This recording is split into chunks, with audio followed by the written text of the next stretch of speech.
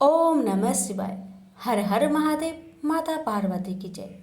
प्यारे भक्तगणों, आज फाल्गुन सोमवार के दिन मैं आप सभी को सुना रही हूँ सोमवार की व्रत कथा। सोमवार का व्रत जो भी भक्त नियमित रूप से करते हैं, भगवान शिव तथा देवी पार्वती की अनुकंपा उन पर सदा बनी रहती है, जिससे पति पत्नी में वाद विवाद झगड़े नहीं होते और परिवार खुशहाल रहता है, काम में बरकत मिलती है और सभी कष्टों का नाश होता है। अविवाहित लड़कियां या लड़के भी सोमवार का व्रत मनचाहा जीवन साथी पाने के लिए भी रहते हैं। आइए श्रवण करते हैं सोमवार व्रत की बड़े ही पावन कथा। प्रेम से बोलिए उमापति शंकर भगवान की जय। किसी नगर में एक धनी व्यापारी रहता था। दूर दूर तक उसका व्यापार फैला हुआ था। नगर के सभी लोग उस व्यापारी का सम्मान करते थे। इतना सब कुछ संपन्न होने के बाद भी वह व्यापारी बहुत दुखी था, क्योंकि उसका कोई पुत्र नहीं था, जिस कारण अपने मृत्यु के पश्चात व्यापार के उत्तराधिकारी की चिंता उसे हमेशा सताती रहती थी। पुत्र प्राप्ति की इच्छा से व्यापारी प्रत्येक सोमवार भगवान शिव का व्रत पूजा किया करता था और शाम के समय शिव मंदिर में जाकर शिव जी के सामने घी का दीपक जलाया करता था। उसकी भक्ति देखकर माँ पार्वती प्रसन्न हो गई और भगवान शिव से उस व्यापारी की मनोकामना पूर्ण करने का निवेदन किया। भगवान शिव बोले, इस संसार में सबको उसके कर्म के अनुसार फल की प्राप्ति होती है। जो प्राणी जैसा कर्म करते हैं उन्हें वैसा ही फल प्राप्त होता है। शिवजी द्वारा समझाने के बावजूद माँ पार्वती नहीं मानी और उस व्यापारी की मनोकामना पूर्ति हेतु वे शिवजी से बार बार अनुरोध करती रही। अंततः माता के आग्रह को देखकर भगवान भोलेनाथ को उस व्यापारी को पुत्र प्राप्ति का वरदान देना पड़ा। वरदान देने के पश्चात भोलेनाथ माँ पार्वती से बोले, आपके आग्रह पर मैंने पुत्र प्राप्ति का वरदान तो दे दिया, परंतु इसका यह पुत्र 16 वर्ष से अधिक समय तक जीवित नहीं रहेगा। उसी रात भगवान शिव उस व्यापारी के स्वप्न में आए और उसे पुत्र प्राप्ति का वरदान दिया और उसके पुत्र की 16 वर्ष तक जीवित रहने की भी बात बताई। भगवान के वरदान से व्यापारी को खुशी तो हुई, लेकिन पुत्र की अल्पायु की चिंता ने उस खुशी को नष्ट कर दिया। व्यापारी पहले की तरह सोमवार के दिन भगवान शिव का विधिवत व्रत करता रहा। कुछ महीनों के बाद उसके घर एक अति सुंदर बालक ने जन्म लिया और घर में खुशियां ही खुशियां भर गई। बहुत धूमधाम से पुत्र जन्म का समारोह मनाया गया, परंतु व्यापारी को पुत्र जन्म की अधिक खुशी नहीं हुई, क्योंकि उसे पुत्र की अल्प आयु के रहस्य का पता था। जब पुत्र 12 वर्ष का हुआ तो व्यापारी ने उसे उसके मामा के साथ पढ़ने के लिए बनारसी भेज दिया।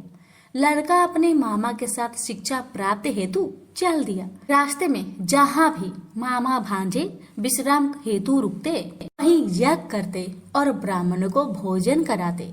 लंबी यात्रा के बाद मामा भांजे एक नगर में पहुँचे। उस दिन नगर के राजा की कन्या का विवाह था, जिस कारण पूरे नगर को सजाया गया था। निश्चित समय पर बारात आ गई, लेकिन वर का पिता अपने बेटे के एक आंख से काने होने के कारण बहुत चिंतित था। उसे भय था कि इस बात का पता चलने पर कहीं राजा विवाह से इनकार न कर दे, इससे उसकी बदनामी भी होगी। जब वर के पिता ने व्यापारी के पुत्र को देखा तो उसके मस्तिष्क में एक विचार आया। उसने सोचा, क्यों ना इस लड़के को दुल्हा बनाकर राजकुमारी से विवाह करा दूं।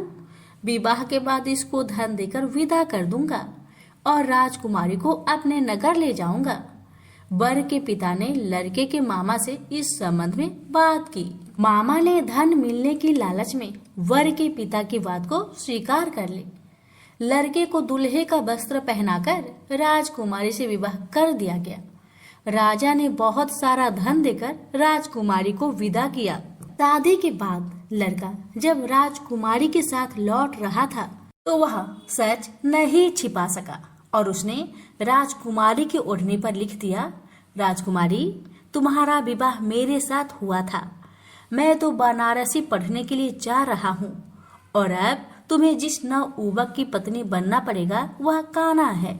जब राजकुमारी ने अपनी ओढ़नी पर लिखा हुआ पढ़ा तो उसने कान्हे लड़के के साथ जाने से इनकार कर दिया। राजा को जब ये सब बातें पता लगी तो उसने राजकुमारी को महल में ही रख लिया। उधर लड़का अपने मामा के साथ बनारसी पहुंच गया और गुरुकुल में पढ़ना शुरू कर दिया।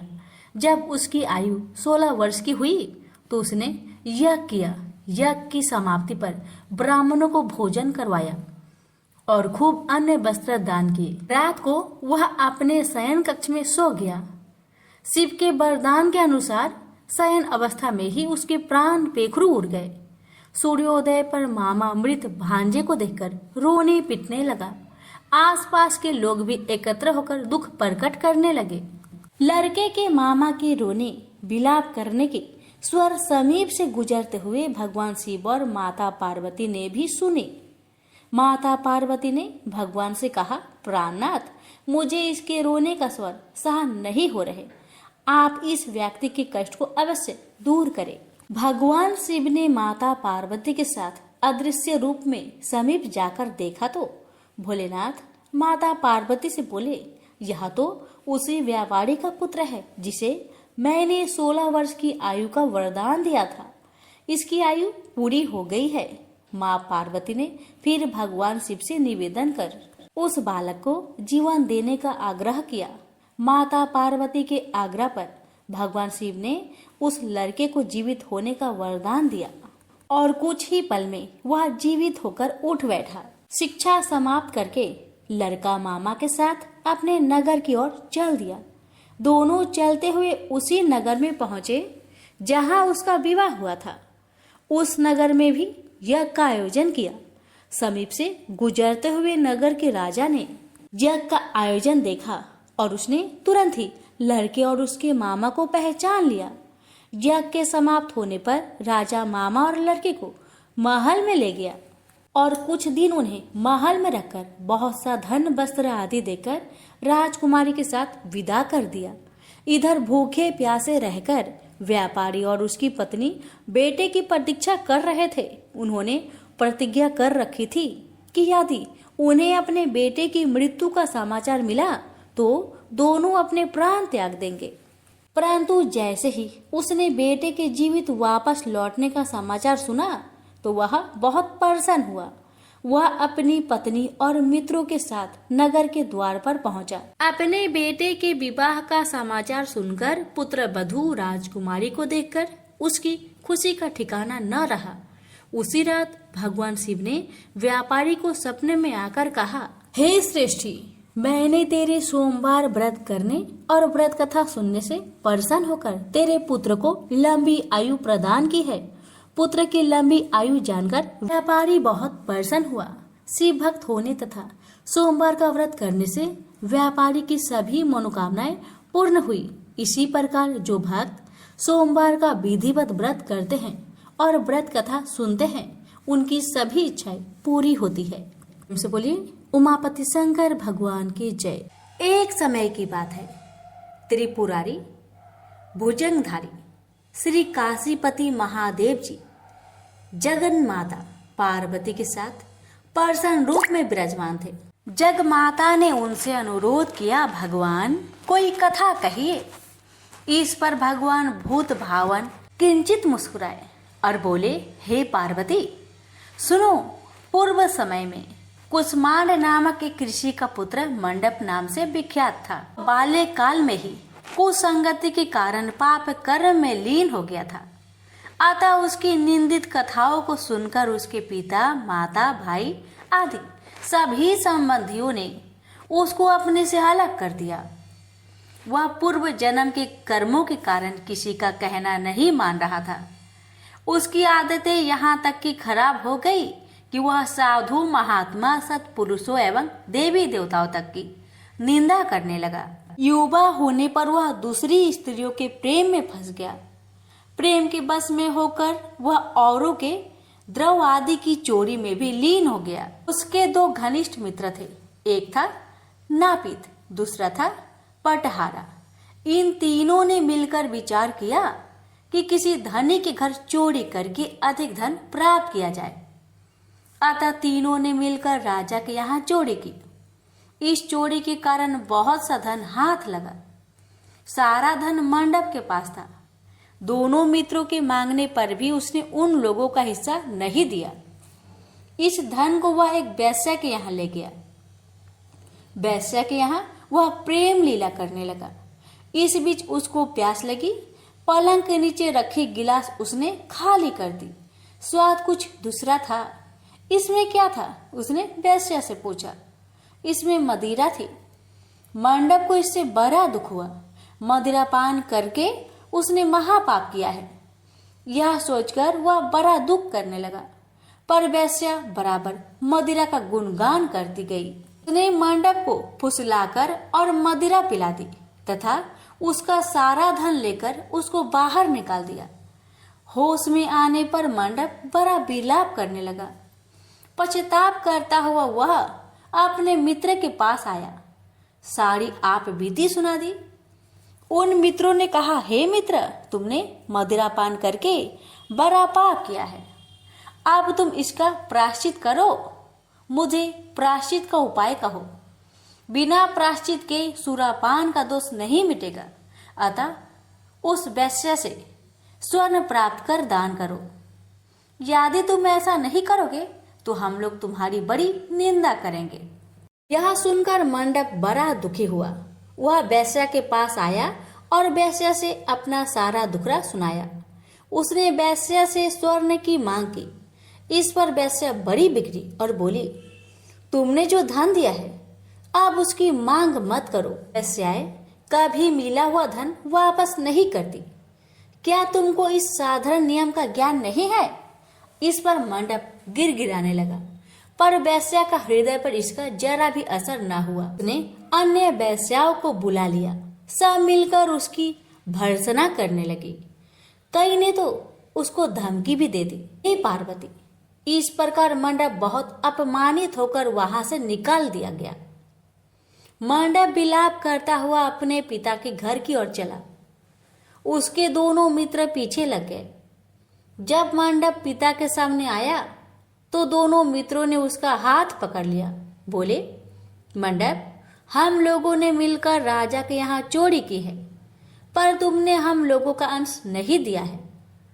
तुम हम लोगों का अंश दो। यह बात सुनकर कुष्मांड मुनि बहुत दुखी हुए और बोले, इस अधम से तुम लोगों की मैत्री कैसे हो गई? मंडप के मित्रों ने कहा, हे मुने, इसे भाभी ही समझिए।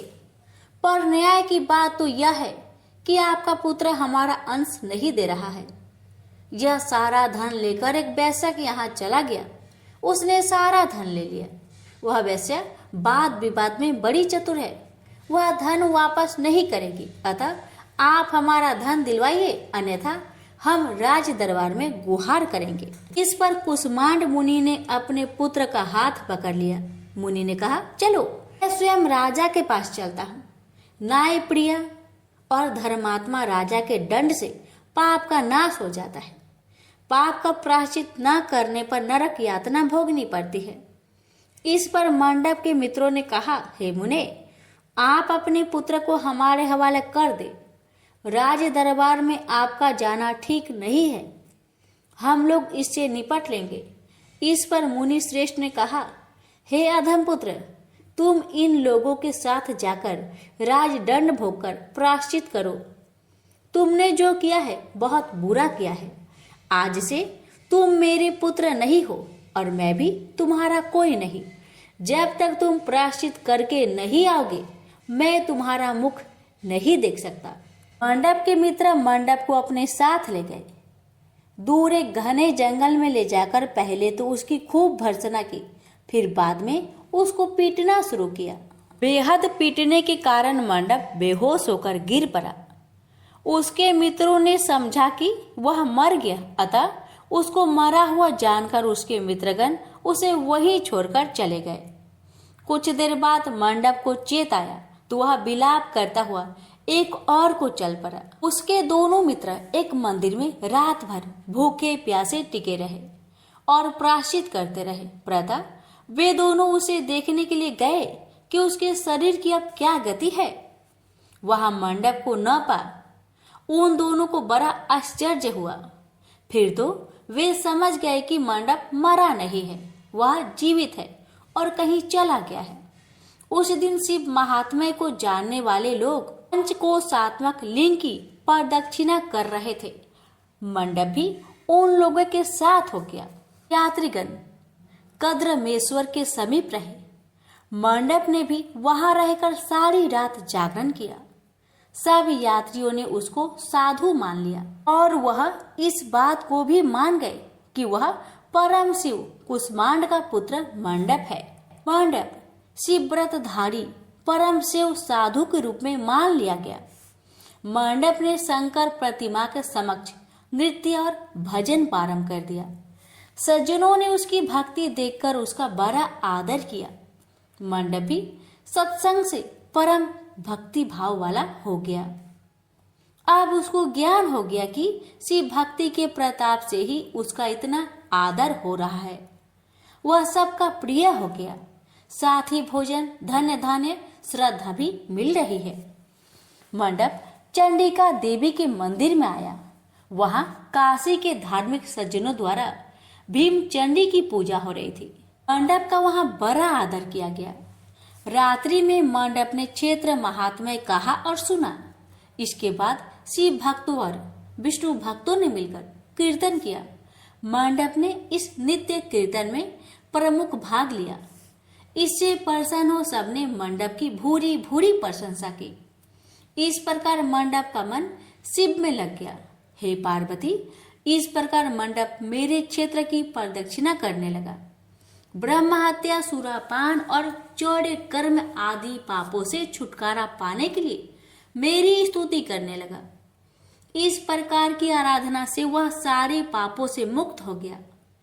देहली विनायक में आकर मंडप जीवा की लोलुपता से मुक्त होकर केवल शिव शिव का उच्चारण करने लगा। उसकी साधना और भक्ति भाव को देखकर सर्वत्र उसका बड़ा आदर और मान सम्मान होने लगा। हे पार्वती, मंडप ने अन्न जल सब त्याग दिया और बार बार विलाप कर कहने लगा कि ब्राह्मण शरीरधारी होकर भी मैंने स्वर्ण की चोरी की, साध्वी माता को ठगा, वेश्यागमन, सूरापान किया, ब्राह्मण शब्द का हनन किया। पश्चाताप से मंडप बेहाल हो गया। हे देवी, मंडप के मन में यह विचार आया कि मेरे क्षेत्र की प्रदक्षिणा करने से वह सारे पापों से मुक्त हो जाएगा। आता हुआ काशी काशी शिव शंकर शिव शिव की रट लगाकर अपने पापों का प्रायश्चित करता हुआ मेरे क्षेत्र की परिक्रमा करने लगा। रामेश्वर लिंग में आकर उसने स्नान पूजन किया, सोमनाथ का पूजन किया, सीता और लक्ष्मण के साथ श्री राम जी का पूजन किया। पूजन और भक्ति भाव देखकर सर्वत्र उसकी प्रशंसा हुई। मंडप ने अन्न जल त्याग दिया था। तदनंतर वृषभ ध्वज में आकर स्नान देव पूजन किया। प्रातः काल वरुणा संगम में स्नान किया। मुझे पूछता हुआ वह मेरे मंदिर आया। उसने आकर बड़ा दान पुण्य किया। संतोष मंडप ने साष्टांग प्रणाम किया। वह अनेक महात्मा उपस्थित थे। हे पार्वती, मंडप सबके आगे हाथ जोड़कर खड़ा हो गया और पूछने लगा, हे महात्माओं, मैंने बड़े बड़े पाप किए हैं। आप लोग कृपया यह बतलाइए कि इन पापों से मेरा छुटकारा किस प्रकार होगा। सभी महात्माओं ने कहा, हे मंडप, तुम शिव शक्ति केशव के भक्त हो गए हो। पंचक्रोशमात्मक लिंग प्रदक्षिणा से और शिव कीर्तन से तुम्हारे सारे पाप नष्ट हो गए हैं। इस प्रकार सुन मंडप ने कहा, हे सदस्य गणों, पिताजी ने तो मुझको घर से निकाल दिया है। अब मैं अपने घर कैसे जाऊं और हे मुनि श्रेष्ठों, पिता को कैसे अपना मुख दिखलाऊं।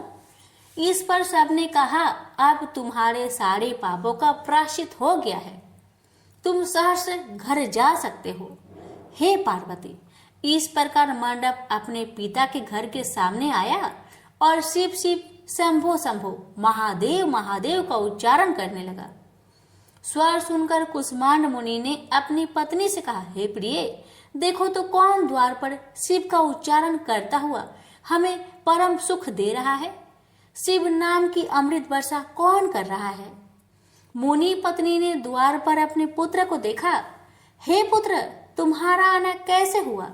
मंडप ने कहा, हे माता, आपको और पिताजी को महात्मागण बुला रहे हैं। यह सुनकर मंडप की माता अपने पति के पास आई और उनसे सारा वृत्तांत कहा।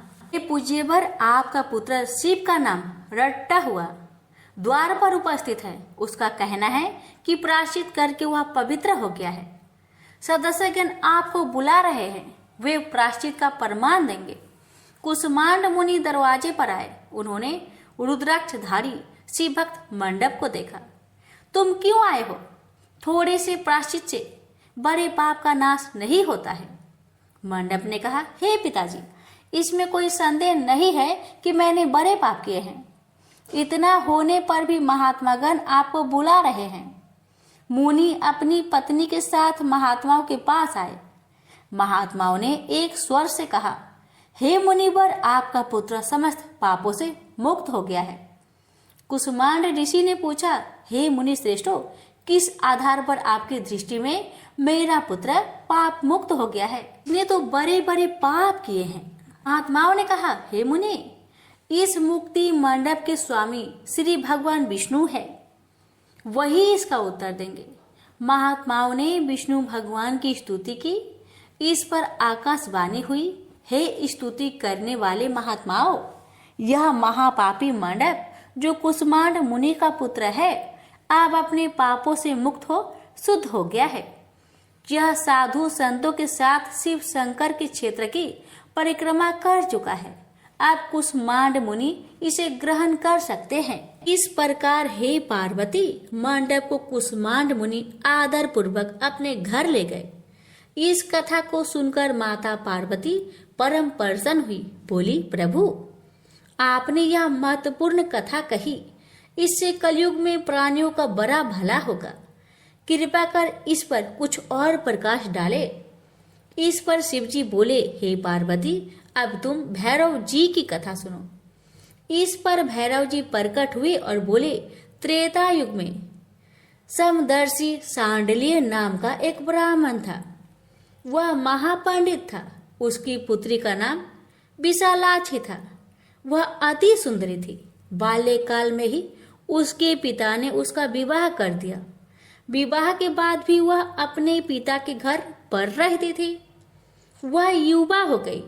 युवा अवस्था होने पर भी उसका पति न आया, अतः सांडिल्य ब्राह्मण की कन्या पाप रहता हो गई। इस कन्या ने काशी में बड़े पाप किए। सुंदरी होने के कारण दूर दूर के युवक उसके पास आने लगे। एक समय की बात है, बड़े बड़े पापों को नष्ट करने वाली पंचक्रोशी यात्रा के मार्गियों एक कर वह विचारने लगी कि इस लोगों को पाप रट किया जाए। उस रात यात्रीगण दुर्गा कुंड पर रुके थे। विशालाक्षी धन के लोभ से वहां गई। वहां भजन कीर्तन कर स्वयं रचाया।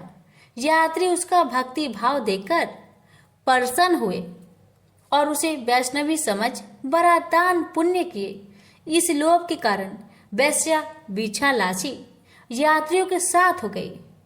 कर्म मेदेश्वर दहलीज रामेश्वर में उसने निवास किया और वरुणा संगम में स्नान किया। यात्रियों द्वारा उसने काशी महात्म्य की कथा भी श्रवण की। इस सत्संग समागम से विशालाक्षी की आंखें खुल गई। उसने अपने पर बड़ा पश्चाताप किया। यात्रियों का सारा धन उसने लौटा दिया और पाप से अलग होने का निर्णय कर लिया। उसने महात्माओं से पूछा, हे देवताओं, मैं बड़ी पापिनी हूँ, कृपया मेरी मुक्ति का उपाय कहिए। इस पर महात्माओं ने कहा, देवी, तुम धन्य हो, तुमको पापों से भय नहीं करना चाहिए। तुमने काशी क्षेत्र की प्रदक्षिणा की है, अब तुम हमारे साथ प्रदक्षिणा जारी रखो। विशालाक्षी ने उपयुक्त वचनों पर विश्वास किया। वह महात्माओं के साथ हो गई। 5वें दिन सभी यात्री वृषभ खंड में रहे।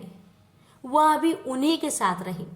सभी ने वरुणा संगम में स्नान किया और आदि केशव का पूजन किया। विशालाक्षी मुक्ति मंडप में आई। उसने बड़े भक्ति भाव से शिव शंकर की पूजा की। इस प्रकार विशालाक्षी सभी पापों से मुक्त हो गई। उसके पिता सांडल्य ने बड़े आदर के साथ उसे अपने घर में स्थान दिया। वह इस प्रकार पवित्र हो गई। भैरव जी बोले, हे पार्वती, यह काशी क्षेत्र का महात्म्य है। इसे पढ़ने, सुनने, सुनाने से सबका कल्याण होता है। प्रेम से बोलिए हर हर महादेव। माता पार्वती की जय। भैरवनाथ की जय। शिव चालीसा। श्री गणेश गिरिजा सुवन, मंगल मूल सुजान। कहत अयोध्या दास, तुम देहु अभय वरदान। जय गिरिजापति दीन दयाला, सदा करत संतन प्रतिपाला। भाल चंद्रमा सोहत नीके, कानन कुंडल नाग फनीके। अंग गौर सिर गंग बहाए, मुंड माल तन छार लगावे। वस्त्र खाल बाघंबर सोहे, छवि को देख नाग मुनि मोहे। मैना मातु की है दुलारी, बाम अंग सोहत छवि न्यारी। कर त्रिशूल सोहत छवि भारी, करत सदा शत्रुन क्षयकारी। नंदी गणेश सोहे तह कैसे, सागर मध्य कमल है जैसे। कार्तिक श्याम और गणेराऊ, या छवि को कहे जात न काऊ। देवन जब ही जाए पुकारा, तब ही दुख प्रभु आप निवारा। किया उपद्रव तारक भारी, देवन सब मिली तुम ही जुहारी। तुरंत सदानन आप पठायो, लमनी में इस महामारी गिराओ। आप जलंधर असुर संहारा, सुयश तुम्हार विदित संसारा। त्रिपुरासुर सन युद्ध मचाई, सब ही कृपा कर लीन बचाई। किया तप ही भगरत भारी, पूर प्रतिज्ञा तसु पुरारी। दानिन मह तुम सम कोई नाही, शिवक स्तुति करत सदाही। वेद नाम महिमा तव गाई, आकथ अनादि भेद नहीं पाई। परकट उदत ही मंधन में ज्वाला, जरे सुरासर भय बिहाला। किन्हि दया तह करी सहाय, नीलकंठ तब नाम कहाई। पूजन रामचंद्र जब किन्हा, जीत के लंक विभीषण दिन्हा। सहस कमल में हो रहे धारी, किन्हा परीक्षा तब ही पुरारी। एक कमल प्रभु रखे जोई, कमल नयन पूजन चाह सोई। कठिन भक्ति देखी प्रभु शंकर, भय प्रसन्न दिए इच्छित वर। जय जय जय अनंत अविनाशी, करत कृपा सबके घटवासी। दुष्ट सकल नित मोहि सतावे, भ्रमत रहे मोहि जनावे। त्राहि त्राहि मैं नाथ पुकारो, यही अवसर मोहि आन उबारो। ले त्रिशूल शत्रुन को मारे, संकट से मोहि आन उबारो। मातु पिता भ्राता सब कोई, संकट में पूछत नाही कोई। स्वामी एक है आस तुम्हारी, आए हरहु अब संकट भारी। धन निर्धन को देत सदाही, जो कोई साचे वो फल पाही।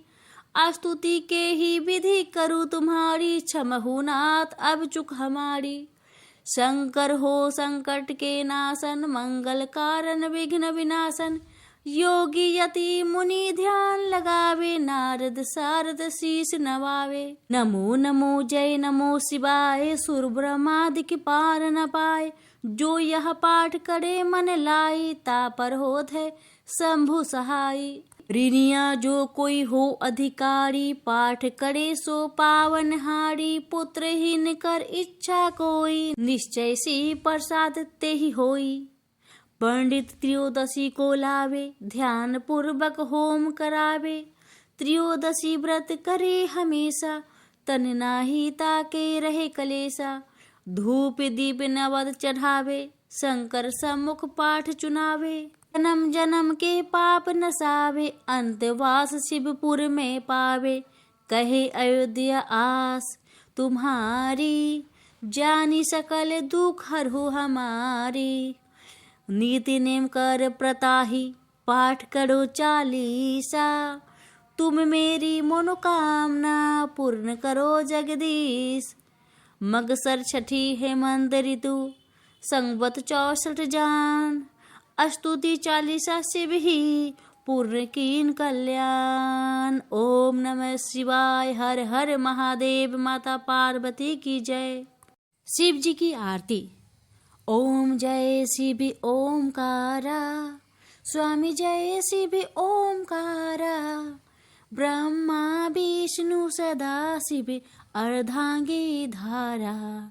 ओम जय शिव ओमकारा, एकानन चतुरानन पंचानन राजे, हंसानन गरुरासन, वृषिवाहन साजे। ओम जय शिव ओमकारा। दो भुज चार चतुर्भुज, 10 भुज अति सोहे, त्रिगुण रूप निरखते, त्रिभुवन जन मोहे। ओम जय शिव ओमकारा, अठे माला बन माला, मुंड माला धारी, त्रिपुरारी कंसारी, करमाला धारी। ओम जय शिव ओमकारा। श्वेतांबर पीतांबर बाघंबर अंगे, सनकादिक गरुणादिक भूतादिक संगे। ओम जय शिव ओमकारा। कर के मध्य कमंडलु चक्र, त्रिशूल धारी, सुखकारी दुखहारी, जगपालनकारी। ओम जय शिव ओमकारा। ब्रह्मा विष्णु सदा शिव जानत अविवेका, मधु के टब दो मारे, सुर भय ही न करे। ओम जय शिव ओमकारा। लक्ष्मी व सावित्री, पार्वती संगा, पार्वती अर्धांगिनी, शिवलहरी गंगा। ओम जय शिव ओमकारा। पर्वते सोहे पार्वती, शंकर कैलासा, भांगे धतुर का भोजन, भस्मी में वासा। ओम जय शिव ओमकारा। जटा में गंग बहत है, गल मुंडन माला, शेष नाग लिपटावत, ओढ़त मृग छाला। ओम जय शिव ओमकारा। काशी में विराजे विश्वनाथ, नंदी ब्रह्मचारी, नित्य उठ दर्शन पावत, महिमा अति भारी। ओम जय शिव ओमकारा। त्रिगुण स्वामी जी की आरती, जो कोई नर गावे, कहते शिवानंद स्वामी, मनोवांछित फल पावे। ओम जय शिव ओमकारा। प्रेम से बोलिए हर हर महादेव। माता पार्वती की जय।